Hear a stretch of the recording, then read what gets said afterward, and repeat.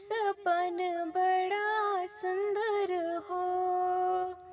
पहला सपन हम देखे ससुर राजा दशरथ, ससुर राजा दशरथ हो। सखियाँ हथवा में आमे के घाव दिया, चर हमरे छोड़े चर हमरे छोड़ाए हो। दूसरा सपन हम देखे तो सासु कौशल्या, तो सासु कौशल्या हो। सखियाँ हथवा में सोने के थाली, तो आरती उतारे, तो आरती उतारे हो।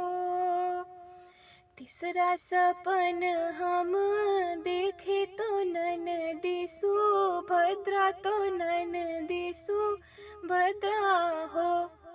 उस सखियाँ हथवा में सोने के कटोरवा, तो काजर भर पारे, तो काजर भर पारे हो।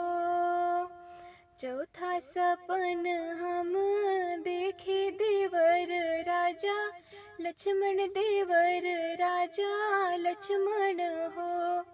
उस सखियाँ हथवा में बासे के बांसुरिया, सुबह शुभ बोले, सुबह शुभ बोले